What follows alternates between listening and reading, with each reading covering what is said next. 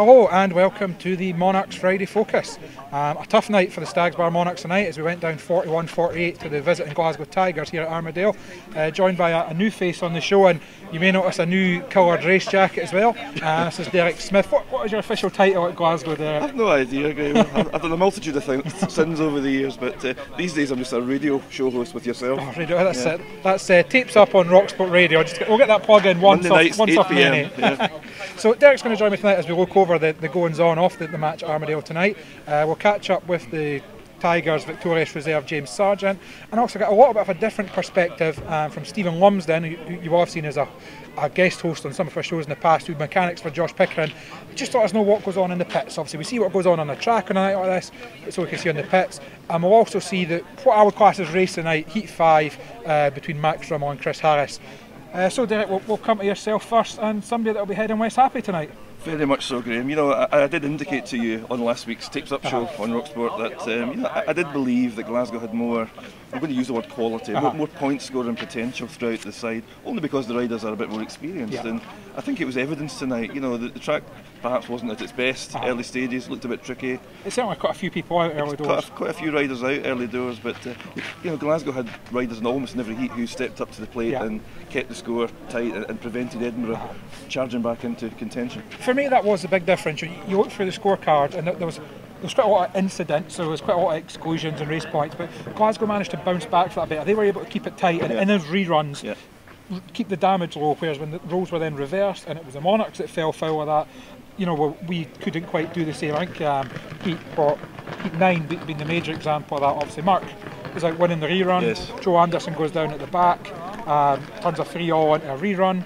In that rerun, Mark Riss goes down on the first bend, excluded, and all of a sudden what was a pretty comfortable looking 3-all turned into a 5-0, and for me that was really turned the tide in the match. That particular incident did the damage, I think, in the end for the home side, for the Monarchs. But you know what you describe, Graham, is speedway, and, you know, and that can happen to any team at any track in any meeting, and you've got to take the rough with the smooth, I guess. Exactly, and that's, you know, I think it's a credit to Glasgow almost what I was saying there, is they were able to, you know, a lesser team would have folded with, you know, was it 3 exclusions in the first 3 heats, or 4 exclusions in the first 5 or 6 heats.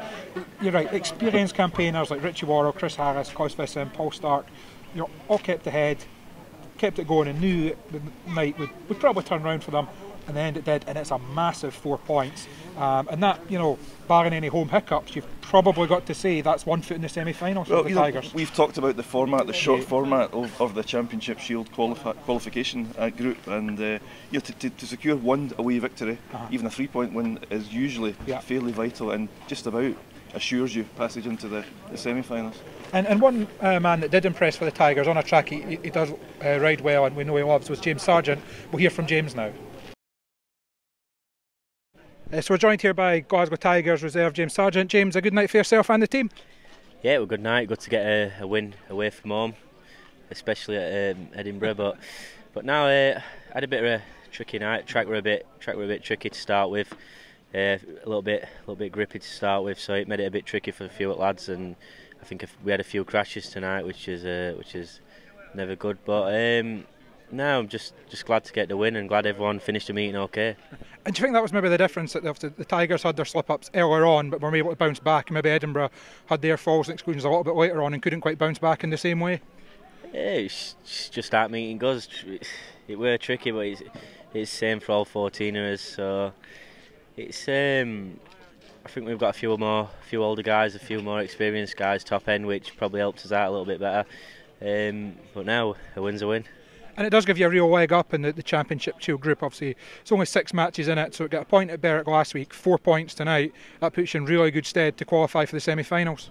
Yeah, we need to be going every meeting with a must-win attitude, and I think with the team we've got, we can definitely do it. So yeah, we look forward to it. And then on Ashfield on Sunday to complete the job for you guys, I guess. Yeah, weather permitting, we should hopefully get a good result at Ashfield. A little bit less pressure with winning tonight, so yeah, look. Well, thanks very much for joining us, James, and well done again tonight.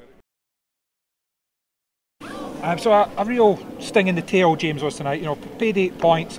That's exactly what you're going to need. That's a platform to build on for an away win. It's the job that James has been brought in to do, isn't it? You know, and we've spoken to him. We realise his starting average this season probably belies his true capabilities. So, but but in the number 6 or number 7 race jacket, you need at least one of your reserves to do what James did tonight, especially away from home. And if we flip it over a little bit, I'll need to remember this is a Monarchs show. I don't need to be partial on this. You know, you look down the Monarchs scorecard. Okay, it's disappointing to get beat by 7, but there's things to take heart from. You know, not least Max Rimmel's performance. Max, I think, scored in every outing. Was it 6 or 7 points? 6 points, Max finished. Yeah, he looked really composed. The first time I've seen Max since the opening meeting at Ashfield, and he certainly looks as if he's got the hang of Armadale. Only 5 heat winners for the Monarchs. I think 3 or 4 of them came from Eric, who's obviously a head and shoulders above a lot of riders at this early stage of the season. And I think that will be the disappointing factor for the home side. I think so. At home, you know, you're looking to win the majority of the heats. You mentioned with the 5 heat wins, I think Eric had 3 of those. Ricky took 1, and then the other one, if I have a very quick look scorecard, was Josh in heat 2. So that kind of tells the tales. That engine room, that third heat leader spot was missing. And I suppose, you know, on another night, Mark Chris could have had 10 points. Yes. Right? He seemed to be unlucky. You know, he was in the front, and the one with Joe Anderson that got run, he'd hit the front in heat 3, I believe it was, when Paul Stark was then disqualified, and then the rerun, Klaus Wissen comes hit the win. So another night, Mark could have had those points, but you're right, there wasn't that maybe secondary backup to Eric at the top. Yeah, and I just wonder, Graham, and you'll know much more about this than I do. I just wonder whether the way the circuit was prepared, I don't know if that was weather affected or weather influenced, but whether that had a levelling effect between the both sides tonight. It could have done. You know, it's a track. It was very grippy earlier on, and actually, to be honest, that's kind of how the Monarchs riders normally ask for it. I know last season we spoke a lot to Ricky when Sam was here and Josh, and these guys all love throwing it out in the muck, so to speak. But whether they've just weren't quite set up for it tonight or weren't quite ready for it, you know, and again, it's half it might have been the track, also the calibre of the riders on show, but there wasn't a great deal of passing tonight. No. If you sort of got out in front, rode sensibly and rode the right line, you're going to be very hard to pass, and that's, as I say, that's probably a manner of the calibre of the riders that hit the front. You know, on any track, when a Chris Harris or Richie Warren or Eric Riss or Ricky Wells hits the front, they're very hard to pass, but that maybe did bring it back to take that sort of home track advantage away, and let's say at the end of the day it was a 7-point victory for the Tigers, 4 big points, and as long as I would say if they can maintain that home record on Sunday, that could be it for the group. From a Glasgow perspective, you know, win the remaining home fixtures in the group, and hopefully that would be enough to secure us passage to the semi-finals. Edinburgh have got to come out fighting, not only at Ashfield on Sunday, but you've still got a trip to Berwick to go. Berwick home and away, Workington at home. So we mentioned there that the race, Max Rimmel, you know, 6 points for Max. The race of the night, as we'll show now, was Heat 5, where Max made the trap on former world number 6 Chris Harris and held him off for a while. We'll see that race now. Heat 6, Chris Harris, Ricky Wells, Jack Thomas and Max Rimmel. And Harris is away well. He's back on his first machine, I think, but look at Rimmel. Fantastic first corner by Max Rimmel. Carries him to the front. Thomas in a bit of difficulty. Ricky Wells going to press Harris.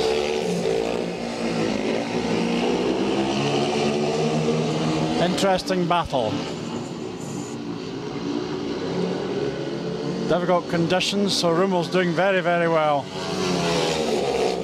So he's in trouble there, and he's lost the lead to Harris.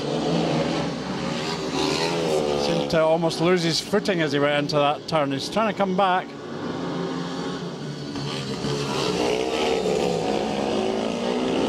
Better turn there by Rummel. Ricky Wells looking for the opposition, but there's only one rider left for the Tigers, so Harris takes the win, but he certainly had to fight for it against Rummel. And scores stay level. An interesting race there, just that slight mistake by Max Rimmel that allowed Chris Harris through, and you can't give Harris an opportunity like that. A speedway heat, as we all know, is sub 60 seconds, and the concentration that these guys have got to maintain for that 60 seconds is incredible, and Max will have learned from that. I'm sure he'll be frustrated, but he'll have learned from it. An interesting interview we're going to see now. We're going to hear from Stephen Lumsden now, who, as I mentioned earlier, on Josh Pickering's Mechanics, just to give the insight as to the goings-ons in the pits on a night like this. We'll hear from Stephen now. So we're joined on the Monarchs Friday Focus show by mechanic Stephen Lumsden. You'll have seen Stephen as the guest host a few times. Slightly different this time, Stephen. I'm going to grill you. I'm going to put you on the spot. It's an interview this time. Should turn the big light on and get down there. So, Stephen, a tough night on the track. How does that affect the pits? What happens in the pits on a night like tonight? It is what it is, to be honest. You deal with every heat as it comes. We always knew it was going to be a team that would develop into something as the season goes on. This is our first competitive meeting round here, so yeah, just a few things went on with some of the guys. You just, as a mechanic, you just jump in and help wherever's needed. So. And I've spoke to a few of the boys, obviously, and heard a few things. The track maybe caught a few people out at the start. It was quite grippy to begin with. Does that lead to changes? Is there things that need done on the bikes to sort of compensate for that when the guys come back in after the first race? Yeah, always. I mean, it depends on their own preference. Josh liked it like that, so you know he knew that it would develop into his riding style, which it did later on in the meeting. He had a couple of good rides, I thought. You couldn't fault him at all. So yeah, it did catch a lot of guys out, but it's the same for both teams. So. Yeah. And obviously the focus is on the riders on a night like this, and they'll be down. But you know, it's a team in the pits. It's not just 7 guys on the track. You know, there must be a bit of a feeling of dejection in the pits after a night like tonight as well. Again, it's a sense of realism. As I've said, obviously there's a bit of dejection, as you say, but we'll have to fight another day. We'll probably, hopefully, do a little better at Glasgow, a track that will suit probably the rest of the guys. Max was particularly good tonight. He done fairly well at Ashfield in his first visit, so it'll be interesting to see how it goes in his second shot. So. You mentioned that there. I guess it's a sign of the makings of a good team as they dust themselves down and go again, and that's what the guys need to prove on Sunday. Early doors in the season, we're still going to be okay, aren't we? Yeah, I firmly believe that. I believed it at the start of the meeting. I thought we were going to be in for a tough night. I had said it all day today that we could be looking at a defeat, but and it has happened. The 5-1 to a 0-5 was probably the turning point in the end, but yeah. Thanks for joining us, Steve. I know it stings as much for you as it does for the riders, so thanks for keeping the lid on it. Always interesting to hear that kind of insight. It's something that I guess the average fan on the terrace and maybe doesn't always get that insight, is to see, you know, we see what goes on the track, we don't always know what goes on in the pit space. It's incredible sometimes, you know, because over the years, Graham, and you'll be the same, you court around the pits during a meeting, and sometimes the riders are not aware at all of the match score or quite what they've done within their own scoring that night. But I mean, sometimes the mechanics are seen as the eyes and ears of the riders, and Stephen, you know, was articulating there. It's been a tough night clearly in the home pits. Yep. So we move on to Sunday now. You know, a chance at Ashfield, 3 o'clock tapes up. Back to Sunday afternoon racing at Ashfield. Big match, as you mentioned, the Monarchs really need to bounce back, and I would say, you know, I'm not one that's ever overly defeatist, but you know, the Monarchs need to come away with at least a point out of that if we're to have any chance. Yeah, absolutely, and I'm sure, you know, your team manager, your promotion, your riders would absolutely agree with that, and you know, they should be encouraged by the performance on opening night at Ashfield just a month or so back. Only until those last couple of heats, 14 and 15, Monarchs were only 2 points adrift. And a track, you know, we've spoke obviously Eric and Ricky both go very well. Matt Williamson had a very good meeting there in the season.